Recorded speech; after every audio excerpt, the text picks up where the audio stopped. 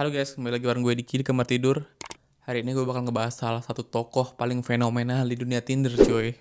Karena dia ngemanfaatin wajahnya yang keren dan ganteng buat manfaatin cewek-cewek yang ada di Tinder. Jadi setiap cewek yang bakal deketin dia, bakal dia manfaatin hartanya. Dengan modusnya ini cuy, dia berhasil ngeraih 10 juta dolar atau setara 143 miliar. Anjay nggak? Dari Tinder bisa dapat 147 miliar. Nah, daripada penasaran langsung aja ya. Tokoh yang gue bahas ini bernama Simon Levi. Simon Levi ini berasal dari Israel. Lahir pada tahun 1990. Dan sejak usia 18 tahun, dia nggak pernah lagi tinggal sama orang tuanya dan bekerja serabutan. Sampai suatu ketika ia mengenal Tinder dan mulai menjalankan modusnya. Awal modusnya ini berjalan lancar-lancar aja cuy. Sampai suatu ketika, saking banyaknya korban, ada satu korban yang mengungkap kasus Simon ini dan menulisnya di berita. Nah, beritanya boleh dilihat di sini ya, tapi bahasa Inggris. Nah, biar gampang gue jelasin di sini. Cewek yang ngomong berita ini bernama Cecil, wanita Norwegia yang tinggal di London. Nah, dia ketemu Simon juga di Tinder. Dan awal ketemunya, si Cecil ini diajakin ketemu di salah satu hotel mewah yang ada di London. Cecil pun mengiyakan tawaran tersebut. Nah, setelah sampai di sana, si Cecil ini mulai ngobrol-ngobrol ringan sama Simon. Simon ini bercerita bahwa dia udah punya satu anak dan mantan istri, dan bekerja di salah satu perusahaan berlian yang ada di Israel yang bernama LLD Diamond, sambil memberikan identitasnya kepada Cecil. Karena udah dikasih bukti yang cukup meyakinkan, Cecil pun percaya cuy. Dari sini mereka deket, mulai diajak jalan-jalan pakai jet pribadi, nginep di hotel mewah, dikirimin barang-barang mewah setiap hari selama seminggu penuh. Setelah kenal selama 7 hari, si Simon pun mulai nembak si Cecil.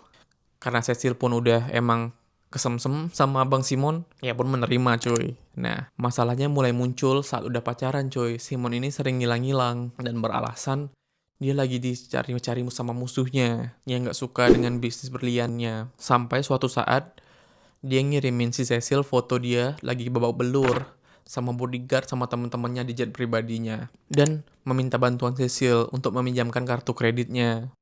Karena akun bank atau kartu kreditnya semua keluarganya sedang dilacak oleh musuh-musuhnya. Karena si Cecil ini ingin menjadi pacar yang baik, dia pun memberi cuy semua akses kartu kreditnya ke Simon ini. Awalnya tuh nggak banyak, cuma dipakai 25.000 dolar. Nah, setelah kejadian itu, Simon pun meminta Cecil untuk menaikkan limitnya. Cecil ini nurut aja cuy. Sampai suatu saat, kartu kreditnya udah mulai habis sebanyak 250 dolar atau setara 3,7 miliar. Dari sini Cecil merasa mulai ada yang janggal dan mulai menanyakan ke Simon kapan akan mengganti uang tersebut. Nggak lama berselang, langsunglah dikirim ke Simon bukti transfer.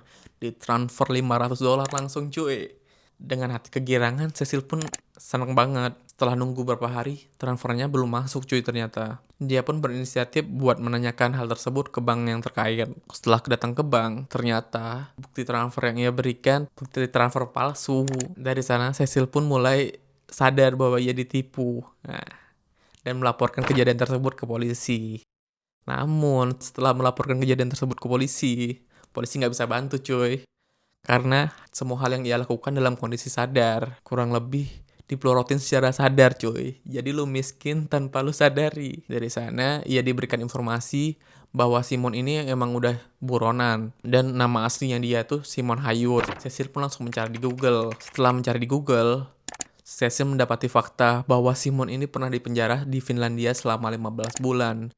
Dengan kasus menipu 3 wanita sekaligus, dengan mengaku sebagai anggota Mossad dan menjadi agen senjata di Israel. Nah, setelah mendapati hal tersebut, karena takut korbannya semakin banyak, dia pun berinisiatif menulis hal yang ia alami di sebuah media terbesar yang ada di Norwegia, yang bernama VG Newspaper. Setelah memberikan dokumen-dokumen yang diperlukan, mulai dari history chat, voice note, rekaman suara, sama foto-foto dia, bahkan foto dia lagi di kamar di-share semua coy, biar nggak ada yang ditutup-tutupin. Setelah memberikan semua dokumen itu, para jurnalis pun nggak bisa langsung memposting berita tersebut. Mereka harus mengkonfirmasi kebenarannya dulu dengan melakukan investigasi. Saat itu, jurnalis yang melakukan investigasi bernama Erlen. Erlen ini mulai mengecek semua riwayat transaksi yang ada di kartu kredit si Cecil. Nah, di sana ia melihat beberapa nama.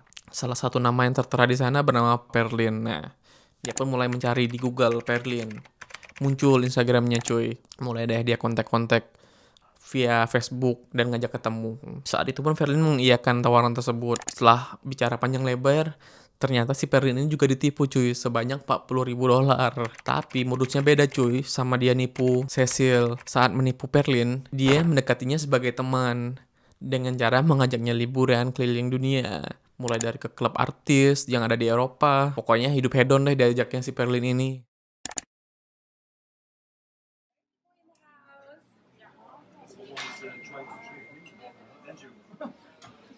Han sitter ju på Tinder konstant och hela tiden. Så det är ju där han bygger mycket relationer. Ja, men det kommer en annan tjej också. Det är bara det att det kommer in tjej efter tjej efter tjej efter tjej. Jag har ju nästan suttit och skrattat åt människor och tänkt så här. Sampai suatu saat sama yang dialami Cecil, dia ngirimin foto-foto dia lagi dipukulin, akun bank yang diblokir atau nggak bisa dipakai karena lagi dilacak. Nah, dari situ pun Cecil memberikan 10.000 dolar. Setelah ditanya-tanyai tentang banyak hal, si Erlen ini menanyai Perlin, tahu nggak lokasinya si Simon ini di mana? Kebetulan si Simon ini katanya ingin mengganti uang Perlin yang ia pinjam sebesar 40.000 dolar dengan memberikan jam mewahnya. Ia pun mengetahui lokasi Simon berada sekarang dan siap untuk menjadi mata-mata. Setelah menjadi mata-mata, semua berjalan lancar.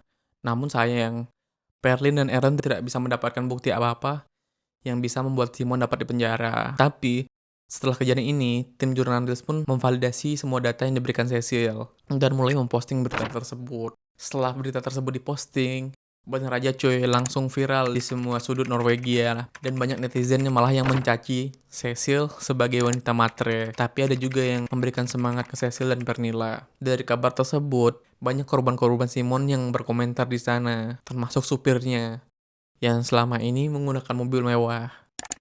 Jadi selama ini Simon ini kalau kemana-mana selalu pakai mobil mewah cuy, yang dimana mobil itu dia sewa. Dan sewaan itu tidak dia bayar sama sekali sampai mencapai 300.000 dolar, 5 miliaran cuy kalau dirupiahin. Sampai saking viralnya berita itu, pacar Simon yang sekarang juga membaca cuy. Dia bernama Island. Setelah membaca berita itu, dia pun membandingkan chat WhatsApp-nya dengan para korban. Ternyata apa yang dia baca di berita dan apa yang ada di WhatsApp-nya sangat-sangat mirip cuy dengan apa yang terjadi dengan dirinya. Island ini sudah berpacaran dengan Simon selama 14 bulan. Bisa dibilang si Aileen ini pacar pertamanya si Simon saat menjalin hubungan dengan Cecil dan Perlin. Jadi, uang buat pacar pertama digunakan buat pacar kedua, dan uang pacar kedua digunakan untuk pacar ketiga. Jadi, terus-terusan cuy, nggak ada habisnya. Setelah menyadari bahwa Aileen juga ditipu dengan Simon, ia pun mulai menelpon polisi. Namun sama tanggapannya, polisi nggak bisa ngebantu kasus ini dan memerlukan waktu untuk melakukan investigasi. Karena polisi nggak bisa ngebantu dia.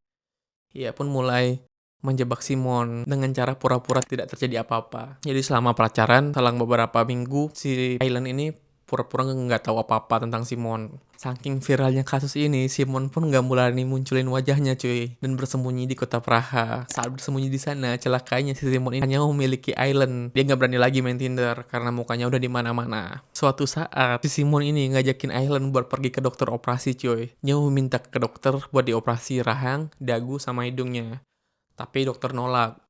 Karena alasan hanya penjahat yang melakukan itu. Setelah nggak bisa operasi, dia pun memutuskan untuk mengganti nama lagi. Dari nama Simon Levi menjadi David Sharon. Setelah Aileen mengetahui Simon mengganti nama menjadi David Sharon, nah, di sini ia menemukan celah untuk memenjarakan si Simon ini cuy. Simon ini bakal melakukan penerbangan dari Praha menuju Yunani. Setelah mengetahui berita tersebut, si Aileen pun langsung menelpon polisi yang berada di kota tersebut dengan mengatakan bahwa Simon ini penjahat yang sedang memalsukan identitasnya dari Simon Levi menjadi David Sharon. Bener aja coy.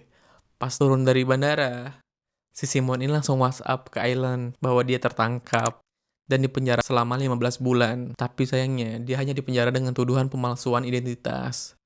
Jadi selama beberapa korban yang dia tipu, dia nggak dipenjara sama sekali cuy. Bahkan sekarang kabarnya dia udah keluar dan ngebuka kursus bisnis berbayar. Di situsnya tertulis sebesar 311 dolar. Ia dibebaskan setelah menjalani hukuman selama 5 bulan. Nah, faktanya, Simon Levi ini tidak ada ikatan dengan keluarga miliarder berlian asal Israel. Setelah Simon Levi dipenjara dan bebas, kasiannya, korban-korbannya ini harus tetap membayar utang coy. Mulai dari Cecil, Perlin, Dan Island tetap harus membayar utangnya ke bank. Setelah bebas, dia mulai main Tinder lagi cuy, cari korban baru lagi cuy. Bahkan di Instagramnya memposting barang-barang mewah dan liburan bersama pacar barunya. Nah, menurut gue, buat kalian yang main-main aplikasi Tinder, pinter-pinter jaga diri cuy. Jangan cepat percaya sama orang, apalagi yang baru kalian kenal dari aplikasi online dating kayak gitu.